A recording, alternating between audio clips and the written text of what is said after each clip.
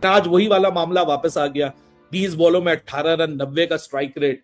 लेकिन हम हमेशा बाबर की ये बात करते हैं कि सिर्फ बैटर तो नहीं है, कप्तान भी है। 20 गेंदों पे भाई बाबर आजम ने आज 18 रन मारे एज अ ओपनर। फिर हमें कहते हैं कि भाई तुम लोग बाबर आजम को ट्रोल करते हो। भाई कसम खुदा की ये ने मैच जीत लिया, लेकिन बाबर की आज की इनिंग्स कहां से T20 की इनिंग्स थी, कोई मुझे ये बता दे। आज मैं ये कहूं कि बाबर ने एक अच्छा नॉक खेला, उसकी टीम भी जीती, तो ये मैं गलत कहूंगा। बाबर आजम की इनिंग्स को आप किसी भी तरीके से T20 की इनिंग्स डिफाइन कर ही नहीं सकते। 20 बॉलों के ऊपर 18, 90 का स्ट्राइक रेट। पे बैठ के मेरे जैसे बंदे के मुंह से निकल आई बात है कि यार आप रिटायरमेंट ले लो T20 क्रिकेट से। उसने नहीं ली अभी तक। You still think उसे रिटायरमेंट ले लेनी मैंने जो बोला है वो है। ओके। उसने रिटायरमेंट नहीं दी है। अब ये उसको पता है कि मैंने रिटायरमेंट देनी थी या नहीं देनी थी। अब ये उसको पता है, क्योंकि बंदे को खुद पता होता है मेरे में क्रिकेट बाकी है, या उसको खुद पता है कि इस लेवल के अभी प्लेयर हैं जो कि मुझे अभी तक नजर नहीं आ रहे पीएसएल में। सामने से मेंडिस ने बहुत ही अच्छी बैटिंग की। एक ऐसे प्लेयर के साथ खेल रहे हो जो इतना अच्छा खेला तो फिर आपको भी बाबर आजम ने एक भी शायद छक्का नहीं लगाया, या एक छक्का लगाया, वो एक लगाया। उसको थोड़ा बहुत अपने आप को देखना पड़ेगा, अपने आप को लेवल ऊपर लेके जाना पड़ेगा। इतनी कंजर्वेटिव स्टाइल से बैटिंग नहीं, अगर सामने वाली टीम अच्छा खेलती तो यही रन्स आपके कॉस्ट कर जाते हैं पिशावर ज़ल्मी को। अगर बाबर जैसा प्लेयर, इतना एक्सपीरियंस, सबसे ज्यादा रन 4000 रन हो गए, 11 सेंचुरियां, अगर वो किसी सामने वाले प्लेयर को मैच नहीं कर सकता तो फिर थोड़ी सी प्रॉब्लम होगी। ऐसी बारी खेल के बाबर को क्या हासिल हो जाएगा? मतलब बाबर की आधी क्रिकेट गुजर गई है ऐसी मीडियोकर किस्म की बारियां खेल के, और क्या ही अचीव हो गया। आजम की देखिए 20 गेंदों पे 18 रन किए हैं, 20 गेंदों पे 18 रन, तो ये कोई तरीकाकार तो नहीं है खेलने का। कौशल मेंडिस जो खेलने के लिए आया हुआ है, तो वो कौन सी चक्की का आटा खाता है भाई। फिर अगले मैच जो ये जीत गए उसमें भी उसकी स्ट्राइक रेट 150 के पार था, बाबर 107 या 17 के स्ट्राइक रेट से खेल के गया। आज तो लेस देन 100 का स्ट्राइक रेट है, 20 बॉलें 18, और ये पावर प्ले की बॉल्स होती हैं। बाबर आजम को आउट करने की जरूरत ही नहीं है। बाबर आजम को तो लोग कहते हैं कि आप इंटरनेशनल मैचेस में खड़ा रहने दीजिए, जितना ज्यादा वो खड़ा रहते हैं दूसरी टीम का फायदा होता है। ये नजर भी आता है आपको, अगर आप आदादो शुमार चेक करें, जज्बात को जरा एक तरफ कर सोशल मीडिया को एक तरफ कर इंटरनेशनल मैचेस की सिर्फ जाकर हाईलाइट्स ही देखें तो you will definitely find it out. के लिए मैच विनर बनके सब क्रिटिक्स के मुंह बंद करने, ना ना ना ना। अच्छे स्ट्राइक रेट से खेलकर क्रिटिक्स के मुंह बंद करने, ना ना ना ना। किसी टूर्नामेंट में पाकिस्तान के लिए हाईएस्ट रन स्कोरर बनके क्रिटिक्स के मुंह बंद करने, नहीं नहीं नहीं। लेकिन जब बात आती है इंस्टाग्राम स्टोरी लगाने की, तब सबसे आगे मैं खड़ा हूँ भाई। ख्याल है कि अब इस पे बात करना भी मेरा ख्याल ज्यादा ही हो गई है। हम क्या बात करें, उन्होंने ऐसे ही खेलना है। जब थोड़ा बहुत आसान होगा उस पर भी बाकी लोगों के स्ट्राइक रेट ज्यादा थे। आराम आराम से खेलेंगे, अपना 50-100 करेंगे, रन्स बनाएंगे, रिकॉर्ड बनाएंगे, टीम के लिए कोई। बाबर आजम 20 बॉलों पे 18।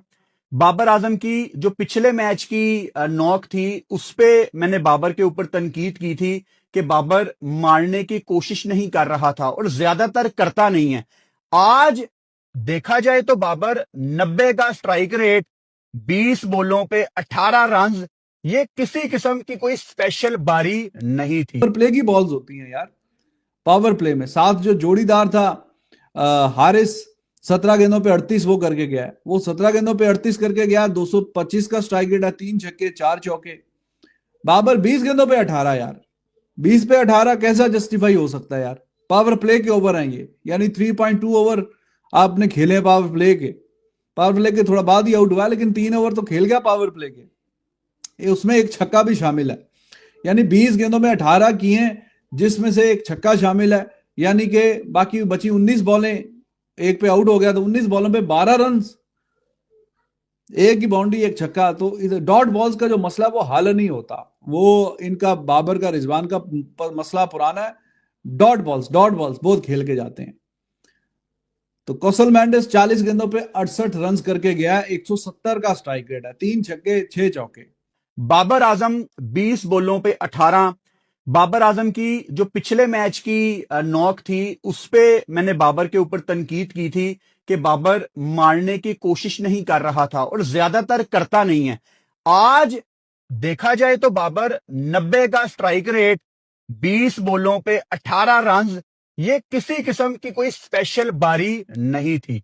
लेकिन अगर आपने बॉल बाय बॉल मैच देखा है तो पावर प्ले के आखिरी ओवर में भी Babar was trying to play big shots, लेकिन लग नहीं रही थी। मुझे बाबर आजम से कोशिश चाहिए, हमें गिला बाबर आजम से यह है कि भाई तू कोशिश तो करना। शॉट पे वो आउट हुआ है, जो उसने निकल के स्ट्रेट मारनी चाहिए, लेकिन बॉल बल्ले पे ठीक नहीं आई। नवाज को उस टाइम ओवर देना बड़ा एक ट्रिकी फैसला था, मेरी समझ में नहीं आया। 2 ओवर में नवाज को 30 पड़ गया था, तो उसको चार्ज करना चाहिए था बाबर को, और बाबर ने चार्ज किया, लेकिन उसको टाइम नहीं कर पाया। बल्ले के बॉटम पे बॉल लगी और लॉन्ग ऑन पे मोहम्मद शहजाद ने ये कैच पकड़। इस आउटस्टैंडिंग फॉर्म में नजर आ रहा है, और माजरत के साथ ये बहुत से लोग बाबर आजम की इनिंग्स की बहुत तारीफ भी कर रहे थे। डोमिनिक कॉर ने तो उसको लेजेंड बना दिया बिल्कुल कमेंट्री में। तो ऐसे प्लेयर के साथ खेल रहे हो जो इतना अच्छा खेला तो फिर आपको भी, बाबर आजम ने एक भी शायद छक्का नहीं लगाया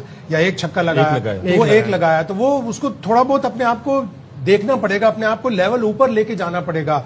इतनी कंजर्वेटिव स्टाइल से बैटिंग नहीं, अगर सामने वाली टीम अच्छा खेलती तो यही रन्स आपके कॉस्ट कर जाते हैं पेशावर ज़ल्मी को।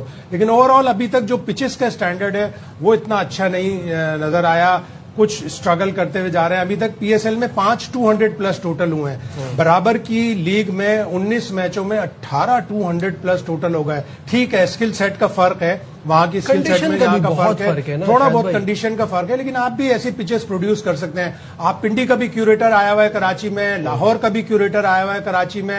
अगर 3-4 क्यूरेटर मिलकर इस तरह की पिचेस बना रहे हैं तो फिर तो अल्लाह ही हाफिज है। फिर तो सुमरों को कायदे बना दे वो दोनों से मिट्टी में जान होनी चाहिए ना।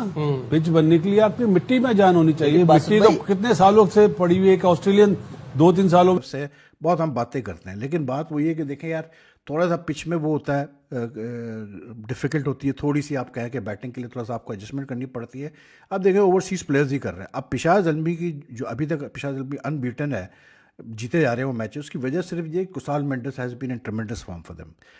250 100 in his last 3 innings in Karachi, ठीक। And he again today he scored 68 of 40 and he is batting brilliantly यार। ही इज बैटिंग, मतलब he is read the pitch very well, he is read the conditions in Karachi very well. उसको पता है किस तरह से मैंने हैंडल करना है। Farhan Yusuf played very well today. आज शुक्र है कि फरहान यूसुफ को ऊपर किया, इसे 30 किए 22 रन पे। हारिस ने भी आज अच्छा कंट्रीब्यूट किया ज़ल्मी की तरफ से। बाबर एज यूजुअल 18-20 बॉलों पे, यानी कि रन्स कम बॉलें ज़्यादा, वही जो उसकी कहानी चलती है बाबर की। लेकिन आई फील के मतलब ना पिशार ज़ल्मी की टीम अच्छी है, बैलेंस टीम है। बट अब देखेंगे जब ये शरफ इस्लाम जाते हैं, नाहिद राना जाते हैं, तो फिर कैसे ये कोप करते हैं। But 196 was a very good total. यहीं पे बैठ के हमने T20 वर्ल्ड कप में क्या बोला कि चौथे पे गलत खिला रहे हैं। यहीं पे बैठ के मेरे जैसे बंदे के मुंह से निकल आई बातें कि यार आप रिटायरमेंट ले लो T20 क्रिकेट से।